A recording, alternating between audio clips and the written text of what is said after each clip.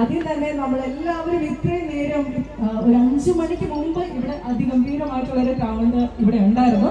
അപ്പം അത് കാണാനായിട്ട് വേണ്ടി തന്നെയാണ്, ഈ ഒരാളെ കാണാൻ വേണ്ടി തന്നെയാണല്ലേ നമ്മൾ കുങ്കുമപ്പൂവിലെ ജയന്തിനെ ഒരിക്കലും നമുക്ക് മറക്കാൻ സാധിക്കുമോ? ഇല്ല. ചേച്ചിമാരുടെ സപ്പോർട്ടാണ് നമുക്ക് വേണ്ടത് അല്ലേ? ആണല്ലേ അവന്റെ ഒരു ഫ്യൂ വേർഡ്സ് കേൾക്കാനായിട്ട്. അപ്പം താങ്കൾക്ക് വേണ്ടിയിട്ട് ഞാൻ പ്ലീസ്.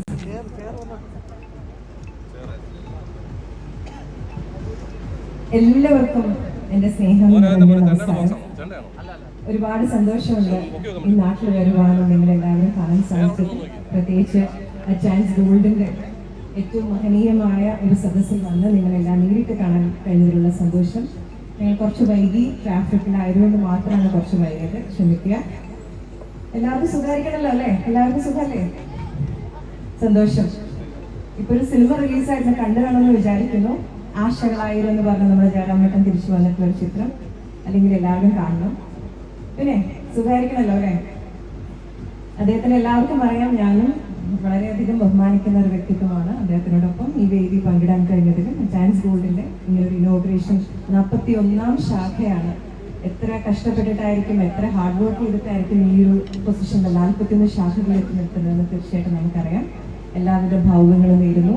ഇനിയും ഒരുപാട് ഒരു 101 ശാഖകളിൽ എത്തട്ടെ എന്ന് ഞാൻ അദ്ദേഹത്തിനോട് ആശംസിക്കുന്നു. Thank you so much. നിങ്ങൾ എല്ലാവരും കാണാൻ കഴിഞ്ഞതിൽ സന്തോഷം. മോള് പറഞ്ഞതുപോലെ നർത്തകിയിൽ നിന്നും ടെലിവിഷനിൽ വന്നു, കുങ്കുമപ്പൂവിൽ വന്നു, ജയന്തി ടീച്ചറായി, അതിനുശേഷം ദൃശ്യം, അങ്ങനത്തെ ചിത്രങ്ങളിലൂടെ ഇപ്പോൾ ആശകളായിരം എന്ന് പറയുന്ന സിനിമയിലൂടെ നിങ്ങൾ അരികെത്തിരിക്കുകയാണ്.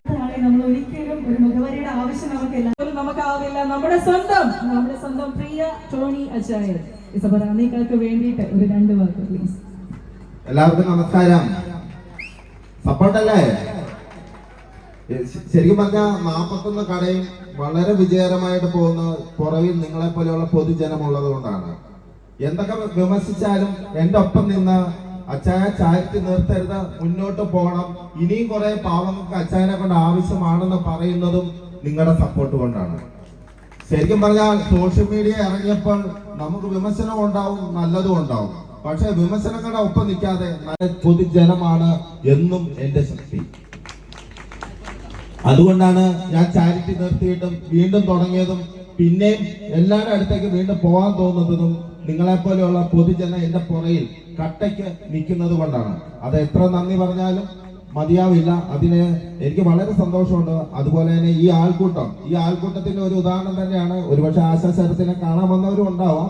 എന്നാൽ പോലും ഞങ്ങളുടെ ഒരു ബലമായിട്ട് കരുതുന്നേ 41 കട തുടങ്ങിയപ്പോഴും ഇനിയും മുന്നോട്ട് പൊക്കോ, പല കാര്യങ്ങളും നേടാം, പല കാര്യങ്ങളും ചാരിറ്റികൾ ചെയ്യാം എന്നുള്ള ബലം എനിക്ക് തരുന്നതാണ് ഈ ഗ്രൗണ്ട് സപ്പോർട്ട്.